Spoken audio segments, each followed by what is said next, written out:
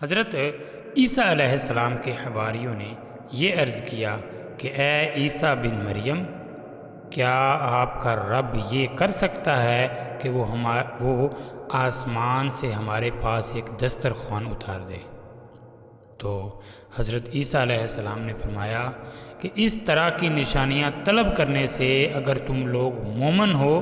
تو اللہ سے ڈرو۔ یہ سن کر حواریوں نے کہا کہ ہم نشانی طلب کرنے کے لیے یہ سوال نہیں کر رہے،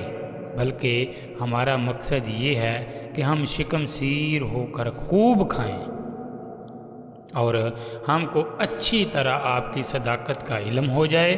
تاکہ ہمارے دلوں کو قرار آ جائے اور ہم اس بات کے گواہ بن جائیں تاکہ بنی اسرائیل کو ہماری شہادت سے یقین اور اطمینان حاصل ہو جائے اور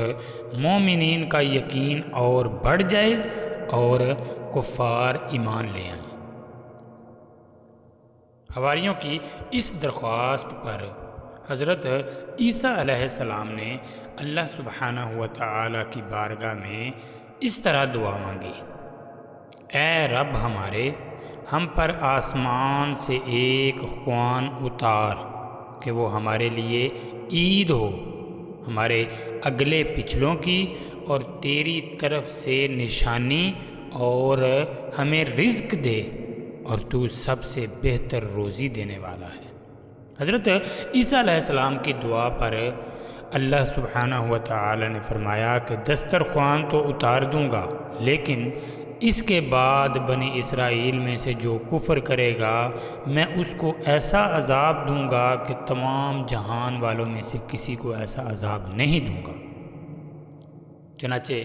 اللہ سبحانہ و تعالی کے حکم سے چند فرشتے ایک دسترخوان لے کر آسمان سے اترے جس میں 7 مچھلیاں اور 7 روٹیاں تھیں۔ حضرت ابن عباس رضی اللہ عنہما سے روایت ہے کہ فرشتے دسترخوان میں روٹی اور گوشت لے کر آسمان سے زمین پر نازل ہوئے، اور بعض روایتوں میں یہ بھی آیا ہے کہ تلی ہوئی ایک بہت بڑی مچھلی تھی جس میں کانٹا نہیں تھا اور اس میں سے روغن ٹپک رہا تھا، اور اس کے سر کے پاس نمک اور دم کے پاس سرکہ تھا، اور اس کے ارد گرد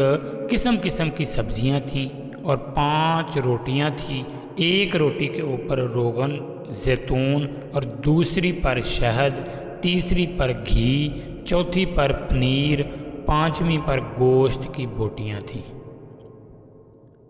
یہ بھی مختلف روایتوں سے ثابت ہے۔ دسترخوان کے ان سامانوں کو دیکھ کر حضرت عیسیٰ علیہ السلام کے ایک حواری شمعون نے کہا، جو تمام حواریوں کا سردار تھا، کہ اے روح اللہ، یہ دسترخوان دنیا کے کھانوں میں سے ہے یا آخرت کے؟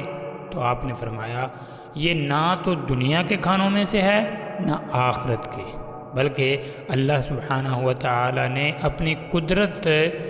قدرت کاملہ سے تمہارے لیے اس کھانے کو ابھی ایجاد فرما کر بھیجا ہے۔ اللہ اکبر۔ پھر حضرت عیسیٰ علیہ السلام نے بنی اسرائیل کو حکم دیا کہ خوب شکم سیر ہو کر کھاؤ، پیٹ بھر کر کھاؤ، اور خبردار اس میں کسی قسم کی خیانت نہ کرنا، اور کل کے لیے ذخیرہ بنا کر نہ رکھنا۔ مگر بنی اسرائیل نے اس میں خیانت بھی کر ڈالی اور کل کے لیے ذخیرہ بنا کر بھی رکھ لیا۔ اس نافرمانی کی وجہ سے اللہ سبحانہ و تعالی کا ان لوگوں پر یہ عذاب آیا کہ یہ لوگ رات کو سوئے تو اچھے خاصے تھے، مگر صبح کو اٹھے تو مسخ ہو کر کچھ خنزیر اور کچھ بندر بن گئے۔ پھر حضرت عیسیٰ علیہ السلام نے ان لوگوں کی موت کے لیے دعا مانگی تو تیسرے دن یہ لوگ مر کر دنیا سے نیست و نابود ہو گئے، اور کسی کو یہ بھی معلوم نہیں ہوا کہ ان کی لاشوں کو زمین نگل گئی یا اللہ نے ان کو کیا کر دیا۔